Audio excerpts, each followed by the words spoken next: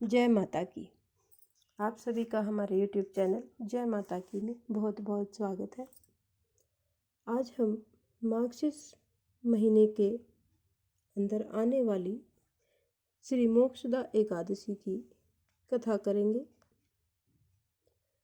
उससे पहले यदि आप हमारे चैनल पर अभी नए आए हैं तो कृपा करके चैनल को सब्सक्राइब कर लीजिए और घंटी जैसे दिखने वाले बटन को भी दबा लीजिए ताकि आने वाली नई वीडियो की नोटिफिकेशन आपको आसानी से मिल सके।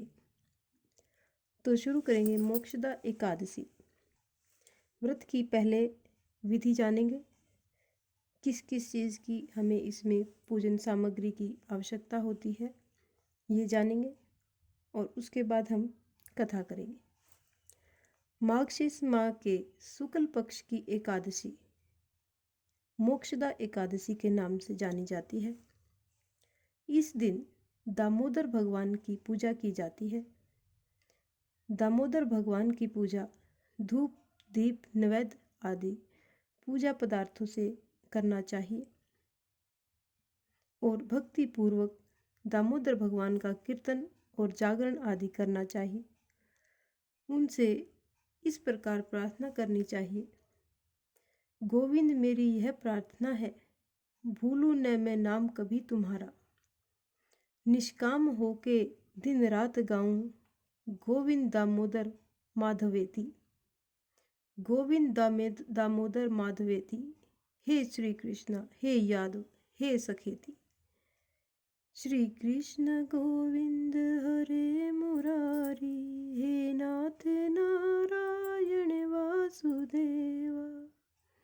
इस प्रकार से भगवान श्री कृष्ण श्री दामोदर जी का हमें ध्यान रख के व्रत को शुरू करना चाहिए। अब हम करेंगे मोक्षदा एकादशी व्रत की कथा। प्राचीन गोकुल नगर में धर्मात्मा और भक्त वैखानस नाम का राजा था। उसने रात्रि को स्वप्न में अपने पूज्य पिताजी को नरक भोगते हुए देखा। प्रातःकाल उसने ज्योतिषी वेद पाठी ब्राह्मणों से पूछा कि मेरे पिताजी का उद्धार कैसे होगा। ब्राह्मण बोले, यहाँ समीप ही पर्वत ऋषि का आश्रम है, आप उनकी शरणागति में आपके पिता शीघ्र ही स्वर्ग को चले जाएंगे।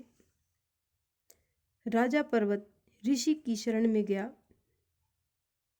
और दंडवत करके कहने लगा कि मुझे रात्रि को स्वप्न में मेरे पिताजी के दर्शन हुए हैं।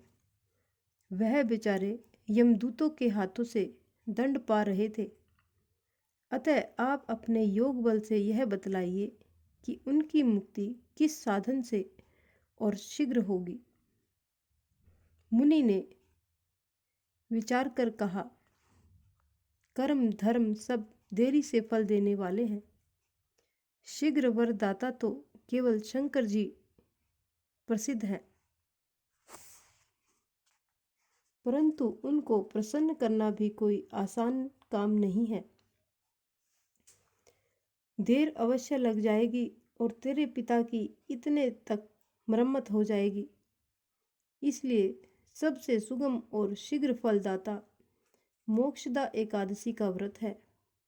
इसे विधि पूर्वक परिवार सहित करके पिता को संकल्प कर दो, निश्चय ही उनकी मुक्ति होगी। राजा ने सकुटुंब मोक्षदा एकादशी का व्रत करके फल पिता को अर्पण कर दिया। इसके प्रभाव से वह स्वर्ग को चले गए और जाते हुए पुत्र से बोले, मैं परम धाम जा रहा हूँ। श्रद्धा भक्ति से जो मोक्षदा एकादशी का महात्म्य सुनता है या सुनाता है उसे 10 यज्ञ का फल मिलता है। इस प्रकार ये मोक्षदा एकादशी व्रत की कथा यहीं पर संपन्न होती है। इस प्रकार की और भी अन्य धार्मिक रोचक कथा कहानियों को सुनने के लिए हमारे चैनल को सब्सक्राइब करें, लाइक करें और अपने मित्रों और प्रियजनों में आगे भी शेयर करते रहें। जय माता की।